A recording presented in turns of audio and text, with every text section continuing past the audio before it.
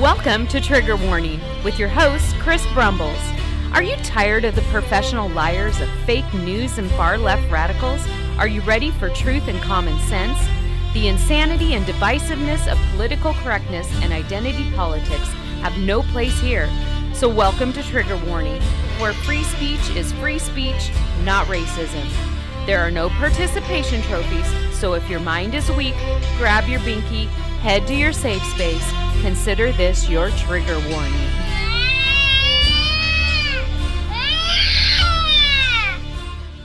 Good afternoon, Columbia County, and welcome to another edition of Trigger Warning, where we embrace truth and common sense and we reject the opposite of reason, called political correctness, and the insanity of left-wing policies. I am the guy who has been working on getting people to inform themselves about Brad Whittles's voting record and to hold him accountable for only representing himself all these years. I am the guy behind Fire Brad Whitt campaign. I'm also the chief petitioner for the Second Amendment Sanctuary Ordinance here in Columbia County, so that we can protect our natural-born rights that our elected employees are hell-bent on destroying in their attempt at control and enslavement.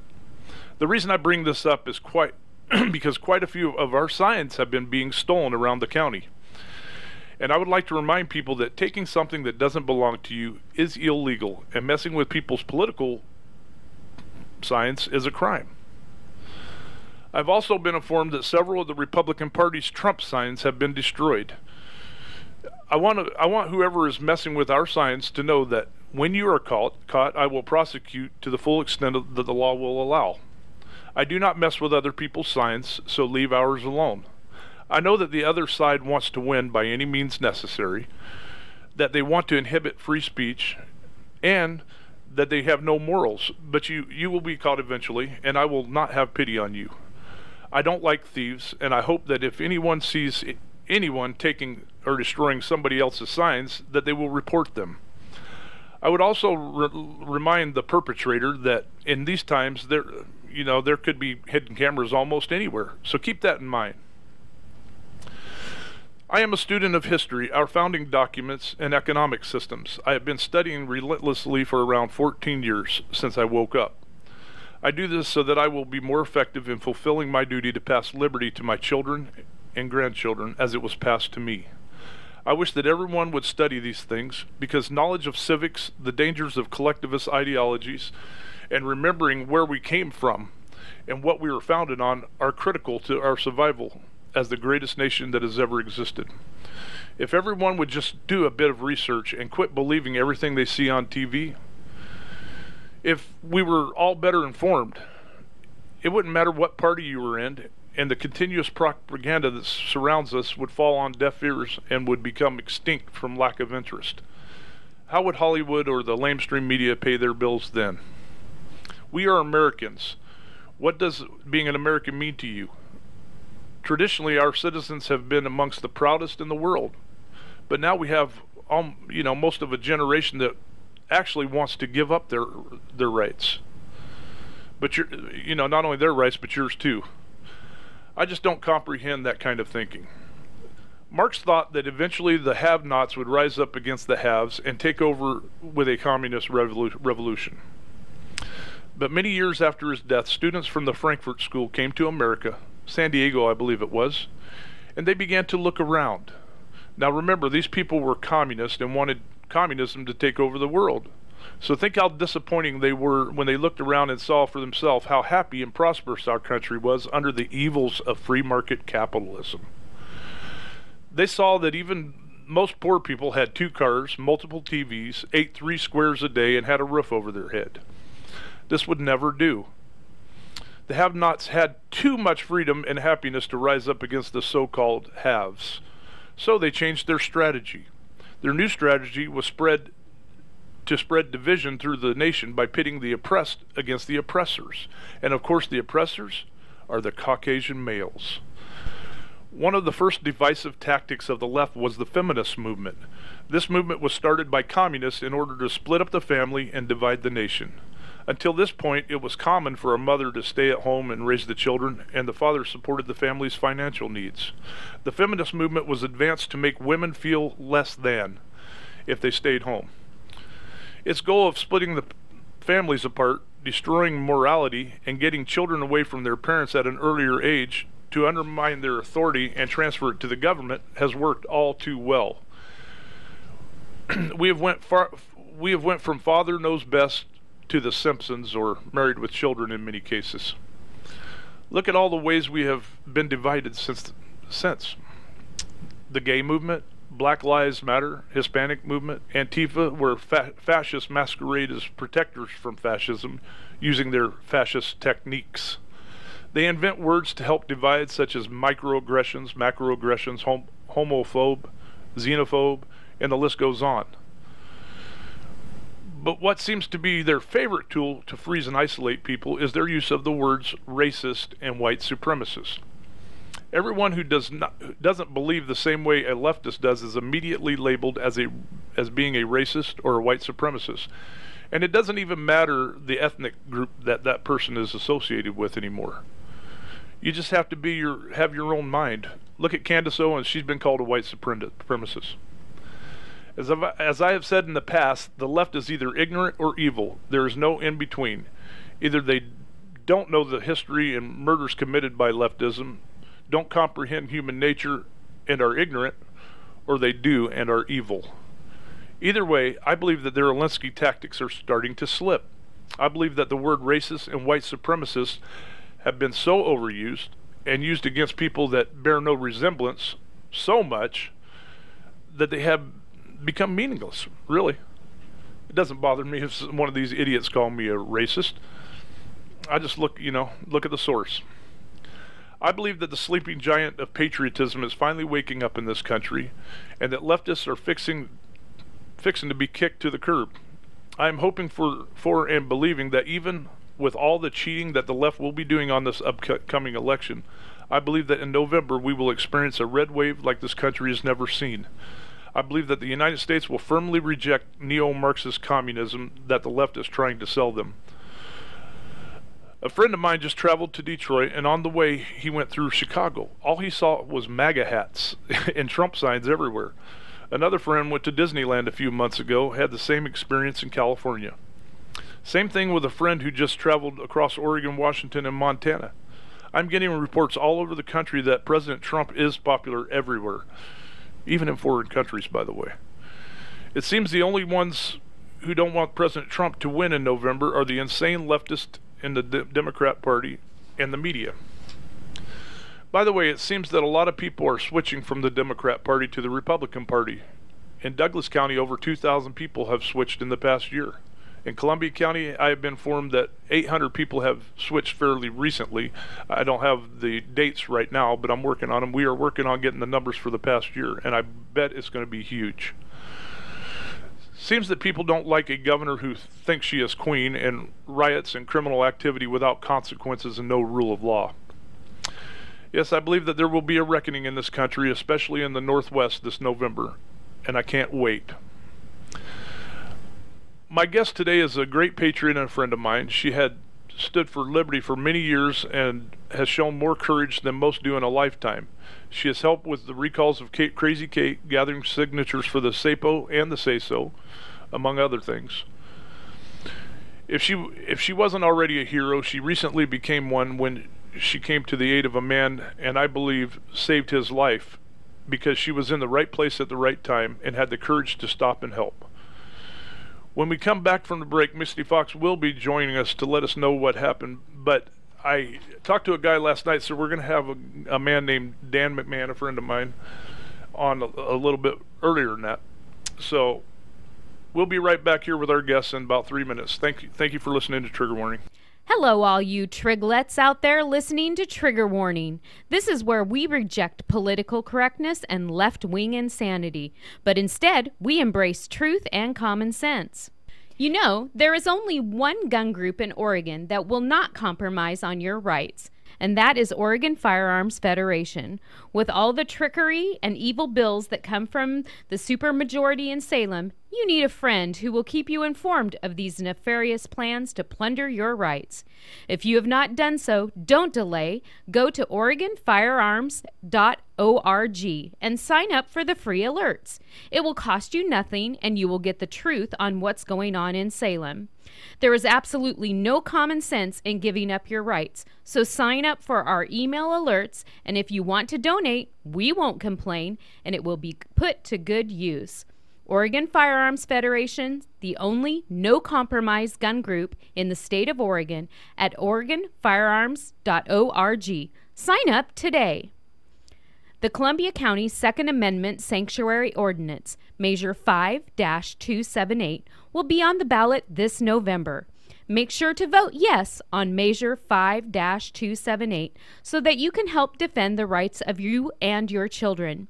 Your rights have been under attack in Salem every session for as long as I can remember, and these attempts at control that will not affect criminals will not stop. So let's make our county a sanctuary for guns and pass the county law that protects your rights. Vote yes on the SASO Measure 5-278. While you are protecting our county, let's remember to fire Brad Witt, who only represents himself, not you. Let's elect Brian Stout to represent District 31, a family man and a businessman. He feels the same pains that you do. Let's send someone to Salem who is in touch with the people and will actually represent you. Elect Brian Stout as District 31 representative. Are you as tired as I am of the constant propaganda from the lamestream media? Would you like to get your news from a trusted source? How about two sources? Go to Redoubt News out of northern Idaho, where citizen journalists actually fact-check and do research. Redoubt News Oregon may even be coming here soon. Northwest Observer, another great news source that tells it like it is. Give it a try. I'm sure you will be impressed. It's time that we have truth in the news. So go to Northwest Observer and give Redoubt News a shot, and you have nothing to lose and only facts to gain. Don't forget to vote in the upcoming election. The majority does not win elections. The majority of the minority who votes does. Your vote counts, so make sure that your voice is heard and get out to vote. Now, back to Trigger Warning, where we reject political correctness and left-wing nut job policies, and we embrace truth and common sense. With your host, Chris Brumbles. Good afternoon, Columbia County. We're back here with Trigger Warning, and right now we have a guest on. I just talked to him last night and decided he needed to be on the show, and he agreed to be Dan McMahon. And how you doing, Dan? Doing good. Good morning. Well, hey, I heard that you had a little excitement this week. Was it this weekend that you went to that convoy and that Trump convoy in Olympia? Yes, it was this past Saturday. And so, why don't you tell folks how it started and what happened there? Well, it was fabulous. It was very well organized. We met up in Vancouver with a bunch of other patriots. Our convoy moved north to Chehalis to meet up with another group, and then from eastern Washington, even Spokane, Idaho, we had a guy from North Dakota. They came in towards Olympia, and then we had another group coming south from Washington down to Olympia, and we drove around in what had to have been hundreds of vehicles, thousands of people, Wow. A couple miles of cars, flags waving everywhere. It felt great. Got to see a bunch of our friends and patriots, Trump supporters, and once we rolled into Olympia, there was a presence of some agitators. And, the cops, bless their hearts, it is a thankless job what they have to do. They knew that we were coming, and we rolled through the Capitol. Some of these agitators decided that it was okay for them to throw eggs at our convoy. I got a bottle of something thrown at our truck. I can only assume that it was water. Wait a minute. Now, this is the tolerant left, right? I'm sorry? This is the tolerant left throwing eggs and stuff at your truck? Yeah, these are the agitators. I could say, the tolerant, peaceful protesters. Yes. Yeah. And one of our trucks got their driver's window busted out. I mean, it is pretty hard to break a window. So I mean, you have to imagine. I mean, that was a very tolerant, peaceful protest right there. So, the cops are trying to say, come on, let's get this convoy through. Mm-hmm. Because us peaceful folks that are just patriots, all of a sudden we're the problem. Yeah. Driving, we all drove back to a meeting point, had some hamburgers, and talked to some candidates and everything, and it was great. It was just fascinating to be around our patriots. We do all these convoys, and they're fun. They're great. Oh yeah, I've been involved in a couple of them. They're great, man. We had about 500 cars out here not too long ago. Yeah.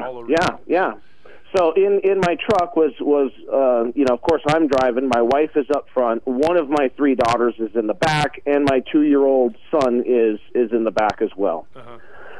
And having a good time, and everything was good. So Sunday, I went to kind of go clean up the truck, take out trash and stuff like that.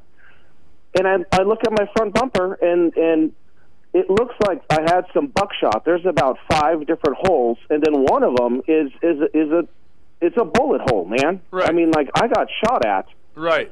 And it looked about the size of a .22, and you held it. I saw your pictures on Lars Larson and the ones you sent me. And yes. Have you been on Lars yet? Well, all we did was I talked to one of his news guys and did an interview. Okay. And Lars mentioned it, and he put it up onto he put my email up on larslarson.com. But I mean, it's it's a little bit disturbing because it's like if this person could have been a little bit better shot, that would have went through my window. That could have potentially hurt one of my family members or myself. This is ridiculous. If it would have been a caliber like a 5.56 that had a lot more velocity. Yeah. It could have went through and done a lot more damage to your truck, and possibly went into the cab and hurt you. Yeah. Was it your daughter with you? Yeah. My daughter, my 2-year-old son, my wife, myself. I mean, it's just disturbing that the left, the tolerant left, cannot. There's speaking of triggered, they're so triggered by us supporting our president, by us supporting even the free speech for them to disagree with. It's okay.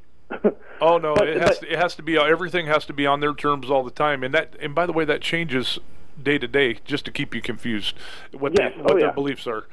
But I'm glad you're all right, and I'm glad your daughter's all right. And my goodness, man, I tell you what, nobody heard a shot. Well, I mean, imagine driving on a convoy. We're listening to music. Right. It could have sounded like a rock coming off of my mud tires and hitting a fender. It's like, right. I mean, right. It's not like we heard a shot off, in the grassy knoll over there, but definitely, I mean, it came out of it happened.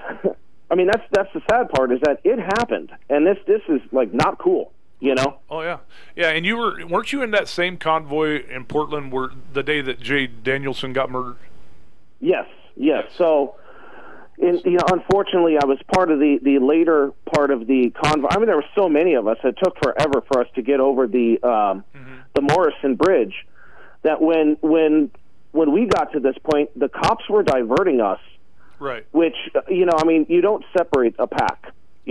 Right. So that totally wasn't cool, and they knew exactly what was going on. So we looped around Portland on I-5 and 405, and then we went back down and met up with our convoy. So here I am sitting at a stoplight. There's another Patriot, convoy car in front of me, and we're at a stoplight, and I'm seeing 2 cop cars blocking off and parked, ahead of us across the intersection. And I heard 2 shots that I knew were not fireworks and they were not flashbangs. And I said, you know what? We need to go. Yeah. Okay, the cop cars, lights went on right away. Turns out, right in front of me, right there is where Aaron got shot. Yeah. So I cut left, and I was like, oh my gosh, because I was right at Nerve Central for Antifa and BLM protesters, and I was like, oh, downtown in that little park. Right. I was like, oh geez. So we sped off. We got egged. And I hit Burnside, turned left, got on 405, and got back to Columbia County. But, you know, it was a little too close. And to hear about what happened the next day is like, dude, we were right there. Yeah.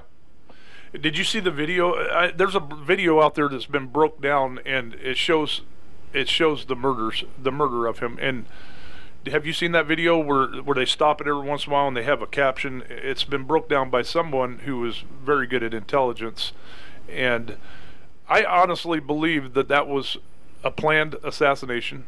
I don't know if that's who they wanted to assassinate, but I do know I do think that was a planned military operation. I think they trained it, and I think there was a lot more than one person involved. They actually followed him into a kill box and murdered him. Yes, it was murder by every single means. Right. So, you know, and for all of this negative speech about Patriot Prayer and the Proud Boys, I mean, golly, you know, how come we don't have the same about Antifa or the domestic terrorist group Black Lives Matter? You know, because they're trying to steal an election, and they're trying to set, like I say, they're trying to set the they want you to believe everything that they want you to believe, and that could, like I say, it could change any day. But yeah. Well, I want to thank you for calling in. Thank you for what you do. I'm done going to Portland. I don't go to Portland anymore because there's no rule of law, and I'm not going to allow people to throw things at me or shoot paintballs, and I'm afraid of what I would do. So I'll go anywhere but Portland. It's just I just say let it burn. But you know, that doesn't give them a right to shoot at you just because they don't agree with your message.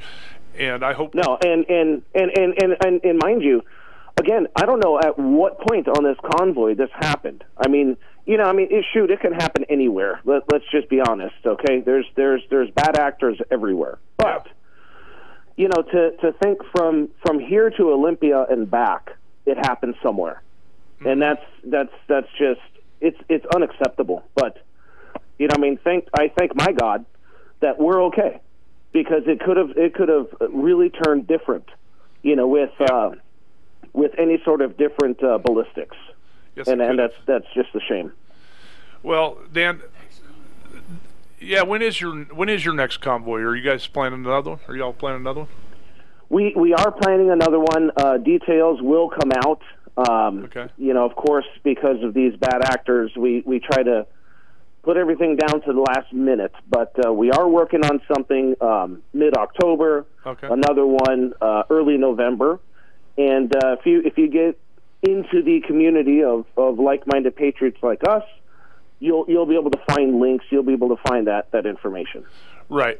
Well, thank you for everything you do in this county. I know you do a lot of volunteer work, and you're one of the good guys. And thank you. You know, thank you. I love Columbia County. Yeah. I really do. This is a great county. We got to just keep it red this November. Get everybody out to vote. And agreed. And we need to retain the president we have, or there's going to be hell or to be paid all over the country. Yeah, I mean, you know, that's the whole thing, is that, you know, I mean, if Biden and Camel Harris, if they steal the election, I mean, forget it. It's going to be worse. I mean, either way, it's going to be hell, because when Trump does re-win, the left is already rioting. There's nothing left for them to do than just all-out anarchy, and we've got to be prepared for this. Well, I don't know. Real. You didn't hear my intro, but I've talked to people that have traveled all over the country. One friend went to Chicago and Detroit. Another one went up through Oregon, Washington, and Montana and back. And other person went down to Disneyland. All over. All they see is Trump, Trump, Trump. They don't see anything about Biden. And by the way, Kamala Harris is not even eligible to run for president. So.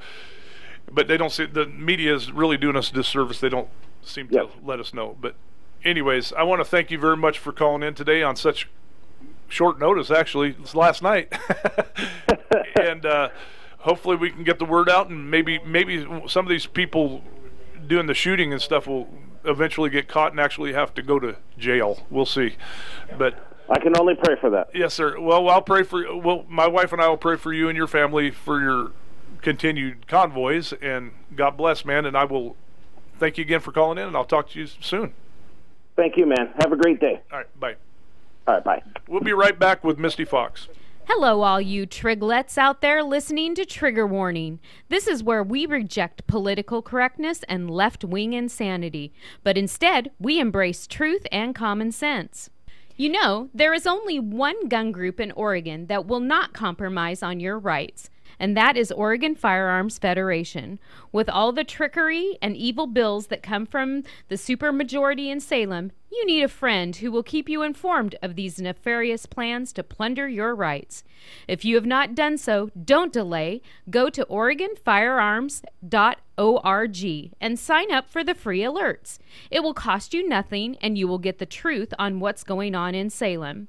There is absolutely no common sense in giving up your rights, so sign up for our email alerts, and if you want to donate, we won't complain, and it will be put to good use. Oregon Firearms Federation, the only no-compromise gun group in the state of Oregon, at OregonFirearms.org. Sign up today. The Columbia County Second Amendment Sanctuary Ordinance, Measure 5-278, will be on the ballot this November. Make sure to vote yes on Measure 5-278 so that you can help defend the rights of you and your children. Your rights have been under attack in Salem every session for as long as I can remember, and these attempts at control that will not affect criminals will not stop. So let's make our county a sanctuary for guns and pass the county law that protects your rights. Vote yes on the SASO Measure 5-278. While you are protecting our county, let's remember to fire Brad Witt, who only represents himself, not you. Let's elect Brian Stout to represent District 31, a family man and a businessman. He feels the same pains that you do. Let's send someone to Salem who is in touch with the people and will actually represent you. Elect Brian Stout as District 31 representative. Are you as tired as I am of the constant propaganda from the lamestream media? Would you like to get your news from a trusted source? How about two sources? Go to Redoubt News out of northern Idaho, where citizen journalists actually fact-check and do research. Redoubt News Oregon may even be coming here soon. Northwest Observer, another great news source that tells it like it is. Give it a try. I'm sure you will be impressed. It's time that we have truth in the news. So go to Northwest Observer and give Redoubt News a shot, and you have nothing to lose and only facts to gain. Don't forget to vote in the upcoming election. The majority does not win elections. The majority of the minority who votes does. Your vote counts, so make sure that your voice is heard and get out to vote. Now, back to Trigger Warning, where we reject political correctness and left-wing nut job policies, and we embrace truth and common sense. With your host, Chris Brumbles. And welcome back, Columbia County, to Trigger Warning with our guest today, Misty Fox. How are you doing, Misty? Pretty good. How are you? Well, I'm hanging in. I can't wait till this election's over and Trump is our new president again. But right. So you had I can't recall exactly. It seems like it was about 3 or 4 weeks ago. You had a very interesting thing happen to you where you actually, I believe, saved a guy's life. And if you weren't already a hero, you are now. But could you go ahead and, you know what I'm talking about, that bear hunt you went on. Could you tell everybody what happened? Yeah, I was actually sitting here, and it was kind of overcast and foggy out, so I decided I was going to do a morning bear hunt. And I took off out our road and out to Highway 126, which is kind of a secluded part between Eugene and Florence. And I usually don't have cell service out there. Mm-hmm. And I started driving along, and I was kind of distracted eating my sunflower seeds, and I spilt them down inside the console, so I was digging for them. And when I looked back up, it looked like there was a bloody man on the side of the road. And I kind of stopped right in the middle of the highway. And I was on a corner, and I could see that it was a man.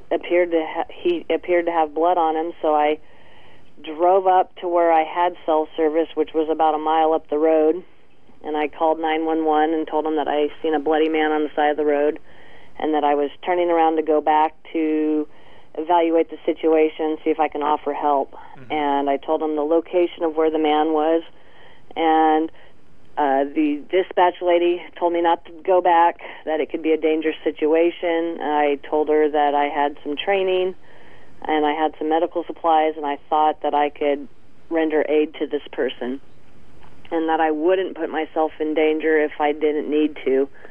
And so I drove back, and as I was coming back, I noticed that there was a car on the side of like a little pull-off logging road area. There was a car sitting there, and there was a man sitting in the passenger seat with the door open. And when I kind of started to pull in there, because it looked like the same man that I had seen up the road, and when I pulled in, I just got this really bad gut feeling that there was something wrong. And so I started to back out, and I asked my daughter, is that the same guy? And she said no, and I said okay.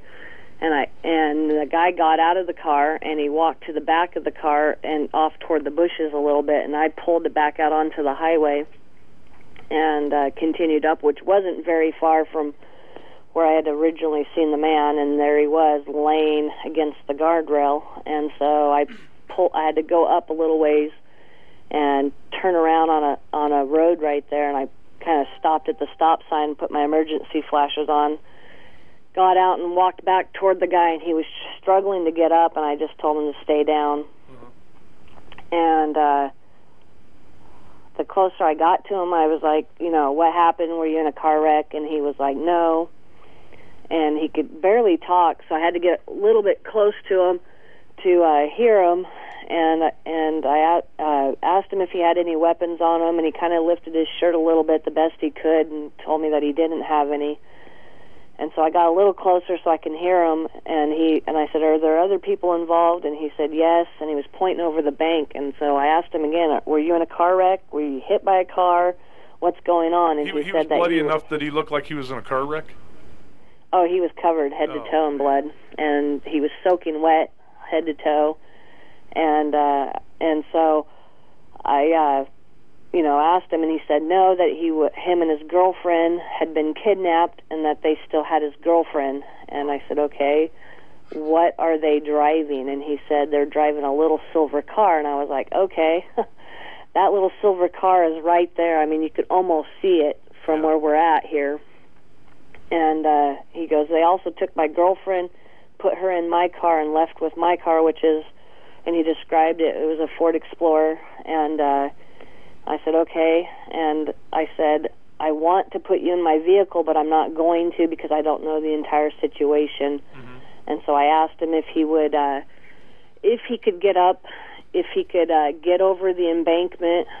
We were at a bridge, and there were some bushes there, and I asked him if he could get down in there, that I had help on the way, but I needed to go back to my vehicle and call 911 back and let them know that he was, in fact, very injured in the entire situation. And so he was getting over the embankment, and he had just gotten to where you couldn't hardly see him, and I looked up, and there was a man walking toward us from that car.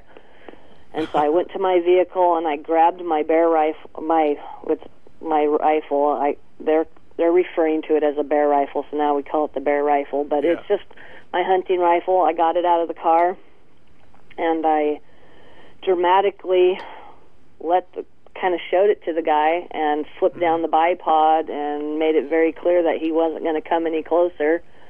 He turned around, and he kind of very fast almost jogged back the other direction. He decided he was outgunned. Because when I was sitting there talking with the victim, he told me that was John that was in the car, and that he was the one with the gun, and that he would kill him and myself for being there. And he started begging me to not let him get killed and stuff, and so I was trying to keep composure and tell him that it wasn't going to happen, but I was kind of second-guessing myself. But when I seen him walking down the road, I knew I didn't want to have a pistol fight on the side of the highway with somebody, so I brought out my rifle, and he went back toward the car. And so I got in my vehicle, I dialed 911 back. I told him that it was a kidnapping situation that I had just seen. I asked the victim to get down and hide, and that I seen one of the attackers. The victim told me that attacker did have a firearm, and would probably kill us if we're here. And it was a short time later that the first state trooper arrived. State trooper asked me where the victim was. We got him out of the bushes, and he was assessing the victim and communicating with dispatch, and I just kind of stood overwatch until the other trooper arrived and an ambulance, and the victim was loaded up and ready to transport to the hospital. Is when I decided I would go, and had to give some information to the troopers and then go to the office that night and give them a statement. And so it was kind of a hairy ordeal. I learned that the female victim was recovered a short distance away, so all the attackers and the victims were very close by, and it could have been a real bad situation. The state trooper, or the detectives for the state trooper, later that night after I had went and gave my interview to him, told me that if I had waited 5 minutes that he would have probably been killed, that they were actively seeking him out to kill him. Yeah. Wow. Weren't they actually living in a trailer out in the woods? They were staying in a motorhome. The male victim is from Oklahoma. His family moved out here because there was supposed to be a job opportunity, but COVID hit.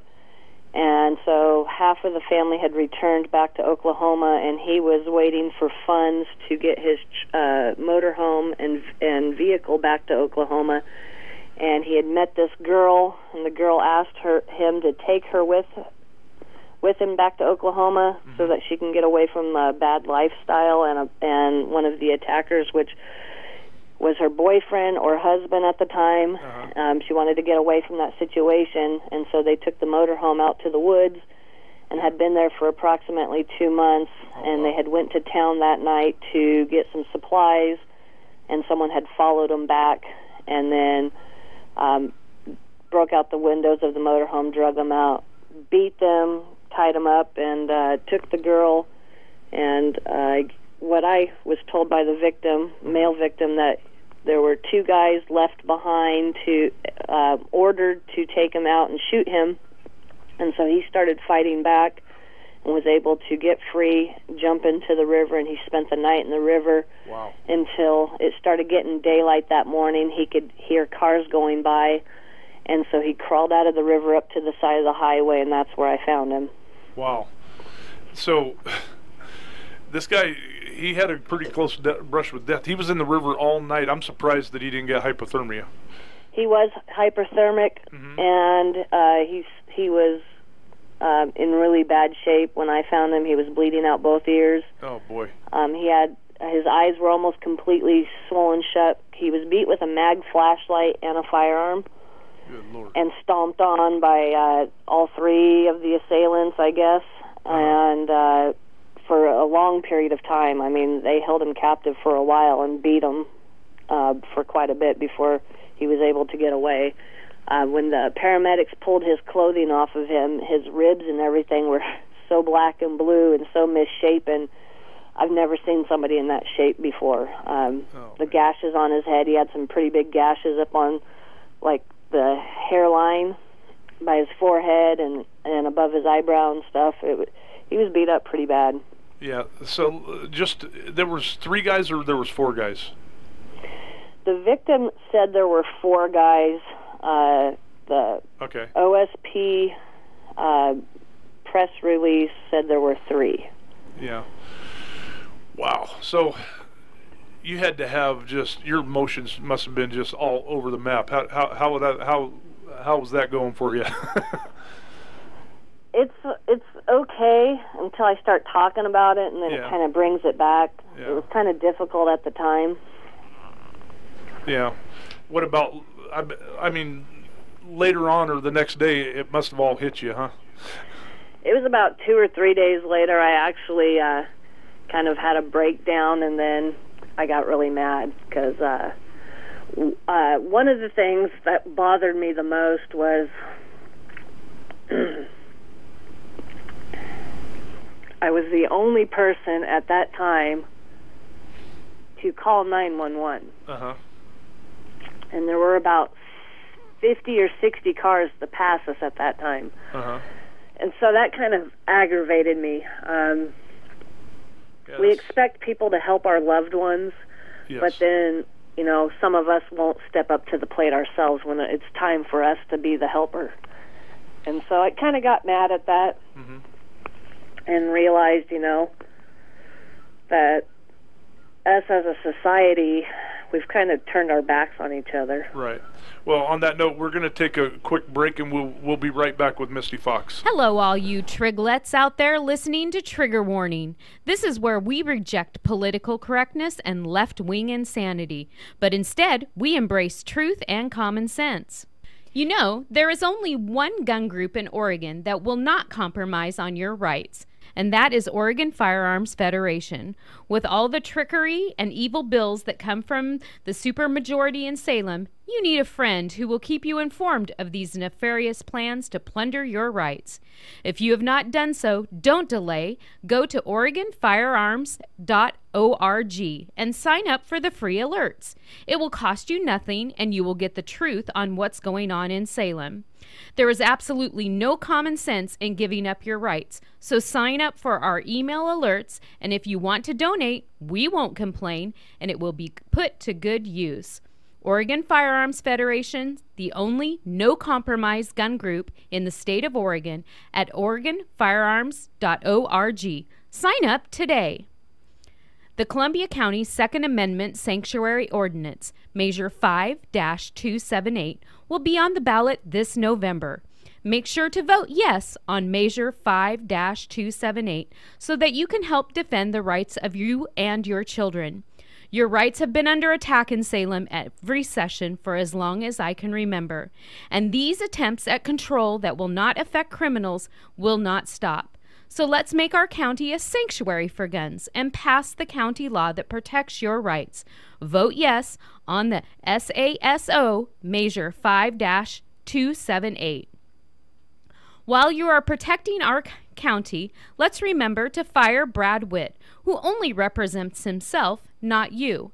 Let's elect Brian Stout to represent District 31, a family man and a businessman. He feels the same pains that you do. Let's send someone to Salem who is in touch with the people and will actually represent you. Elect Brian Stout as District 31 representative. Are you as tired as I am of the constant propaganda from the lamestream media? Would you like to get your news from a trusted source? How about two sources? Go to Redoubt News out of northern Idaho, where citizen journalists actually fact-check and do research. Redoubt News Oregon may even be coming here soon. Northwest Observer, another great news source that tells it like it is. Give it a try. I'm sure you will be impressed. It's time that we have truth in the news. So go to Northwest Observer and give Redoubt News a shot, and you have nothing to lose and only facts to gain. Don't forget to vote in the upcoming election. The majority does not win elections. The majority of the minority who votes does. Your vote counts, so make sure that your voice is heard and get out to vote. Now, back to Trigger Warning, where we reject political correctness and left-wing nut job policies, and we embrace truth and common sense. With your host, Chris Brumbles. Columbia County, we are back with Misty Fox here on Trigger Warning, and she was just telling us how she had rescued a bloody guy on the side of the road that had been kidnapped. So, right before the break, we were talking about no one really. How many cars went by? I mean, nobody stopped but you. So, how many cars went by after you contacted this guy? I'd say between 50 and 60. And nobody stopped to help. Nobody stopped. I was pointing to him. You can obviously tell he's in some bad shape, bloody. Wow. I was waving people down. They wouldn't even roll their window down to inquire anything. Once I was out on the side of the highway with my rifle, not one person even said, hey, called 911 and said, hey, you know, there's some lady out here on the side of the highway with a man on the ground with a rifle, you know, somebody better go see what's going on. Wow. I found out that my call was the only one to 911 that day for that entire incident.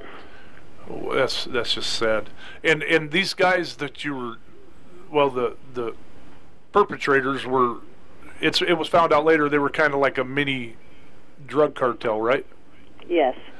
They're part of they're low-end drug cartel Scumbags. in the West Lane County area. Yeah. And have they all been caught? 2 of them have been caught. One is still, the one that had the firearm is still outstanding. Oh, wow. And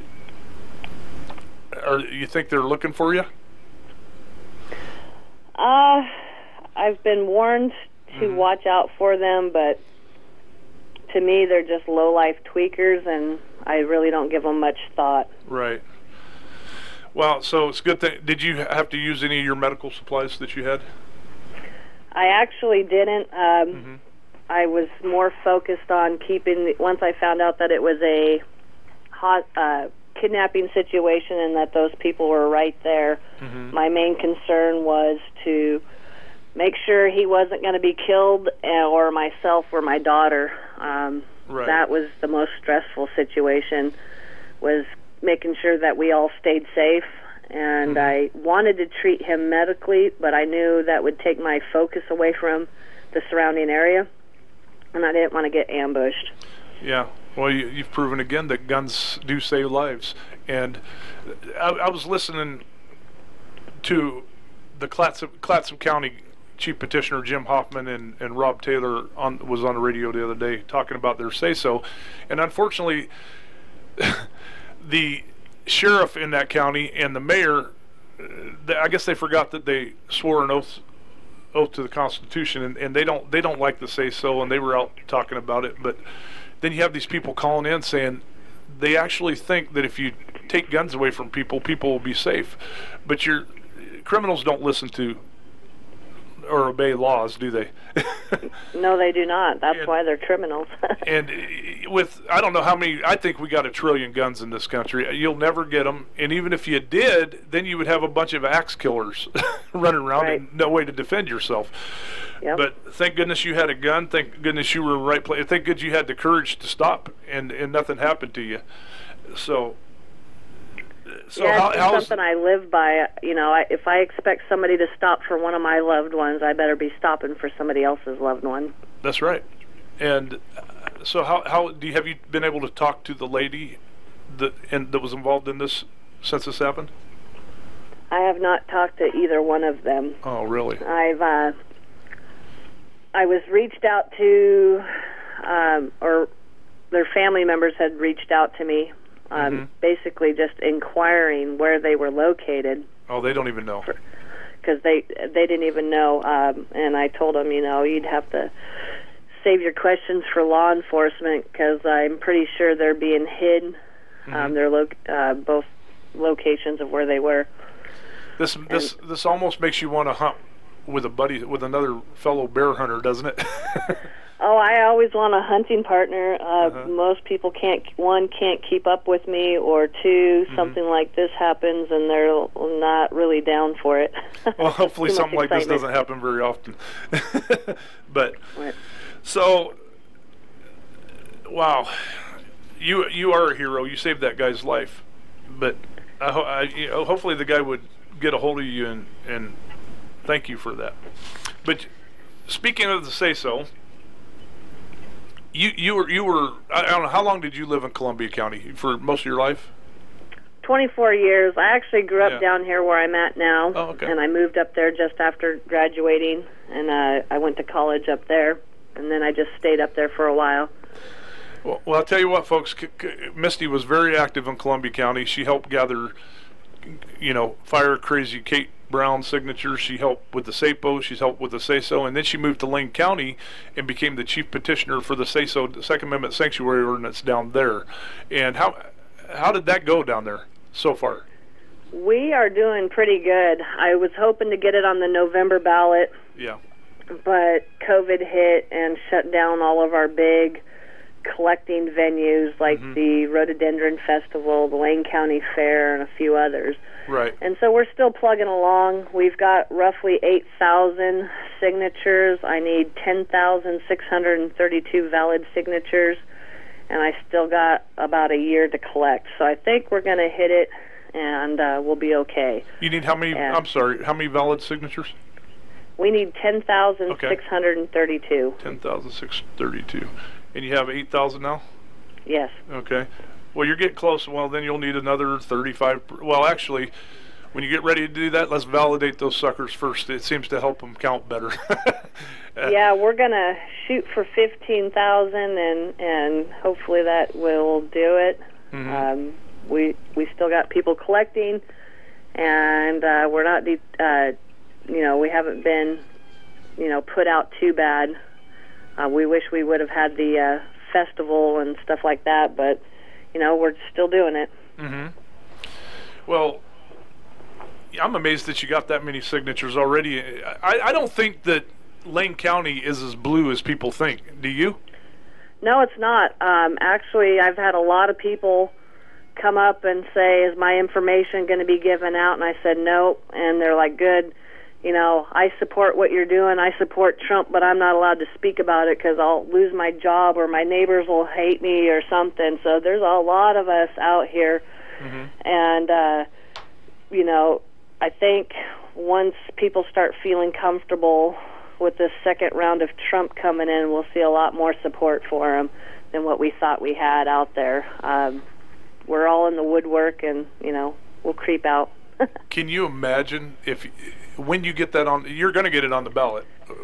I guarantee you that. I think I am also. People are getting really upset with the mask mandates and the lack of ammo on the shelves, that there are astronomical amounts of firearms being sold right now. There's no ammo on the shelf, but people are still buying guns at alarming rates. Well, that's why there is no ammo on the shelf. Between January of 2019 and July of 2019, there was over 13 million background checks, and they've done the research and found out that over 5 million of those just in that 6 months last year were brand new gun owners, and so now they're taking, it's the opposite of when Bozo was in. You can get all 22s you want, but you can't get anything else. Right. And I have a friend that reloads for a living, and I was standing right by him. He called all over the nation, and you can't even get reloading components. You can't, especially brass. Right. Brass and bullet. Brass, he figures, will be $400 to $1,000 by the election time, which is about what you were paying for bullets. Well, more than you were paying for bullets about a month ago. Now what are they, for 223, they're like 60 cents a round now? Yeah, it's crazy. We found them down here for like 65 cents a round, and that's it's just like, nuts. Holy moly. That is nuts. So you've had good encounters and bad encounters with police. I want to talk to you. Were gathering signatures before this bear hunt happened in Lane County somewhere. You want to tell people what happened? They almost arrested you for gathering signatures?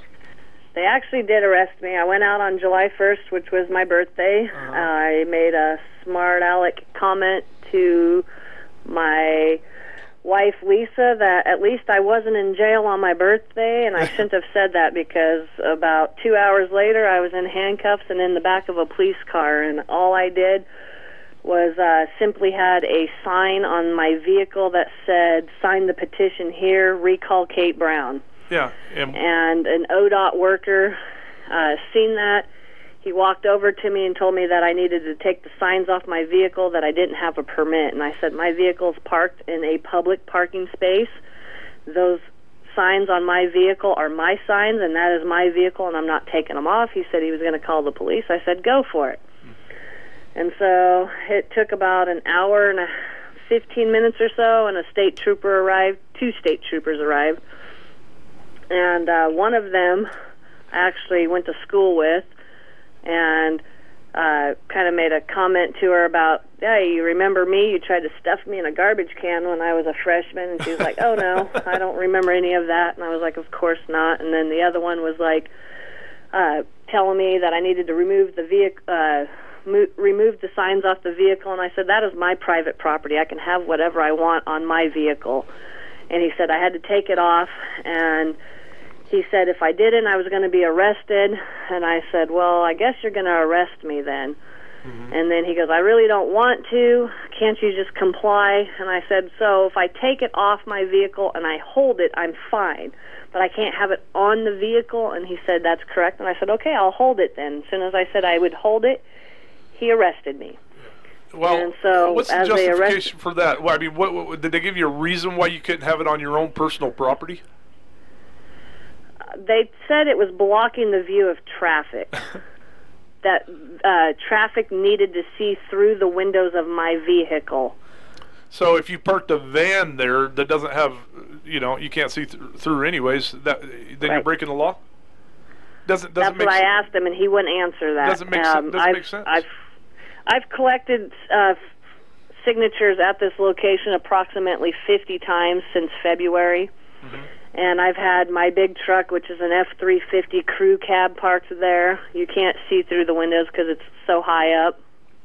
And then I've had all my vehicles, at different times have been there collecting signatures. That was the first day I had the recall Kate Brown one, and that was the issue that they had, that it was a Kate Brown recall sign on there. The ODOT worker said, "Is this the recall Kate Brown?" I said, "Yes." And he said I couldn't have it. And I said, I absolutely can. And he made a smart aleck comment that she's doing a great job. And I said, oh, yeah, stealing our money. Yeah, she could, well, I wish we could go further with this, but we're just about out of time. And you keep up the good work, keep being the good patriot you are, and Oregon Firearms Federation is behind you. I'm behind you. Everybody's behind you. And thank you very much for calling in and sharing your story. And thank you. We'll talk to you soon. God bless. God bless you. Yeah. Bye. Well, there you have it, folks. I want to thank Misty Fox for gracing us with her presence on Trigger Warning today. A true patriot, and in my book, a hero. Thank you all for listening, and be sure to tune in every Tuesday at 3 for new shows. Next week, we will have Mr. Alan Corwin of Arizona on. Alan is an author of many books on gun laws and has the site gunlaws.com, where you can buy books, download laws that you would like to pursue, and quite frankly, if you spend some time poking around, there's a plethora of information that you can educate yourself on. I've bought and read many of the books on the site that he really does keep at a low price. Alan is an activist who has fought for your rights for many years. So tune in next week and take advantage of his wisdom. Don't forget to vote yes on the Second Amendment Sanctuary Ordinance 5-278, and let's fire Brad the Nitwit and replace him with Brian Stout, who will actually represent you. See you next week. And by the way, let's keep Columbia County normal and sane, and we'll see you next week. God bless. You've been listening to Trigger Warning with Chris Brumbles. You can email your comments to kohi.radio@gmail.com. And listen again next time for Trigger Warning with Chris Brumbles.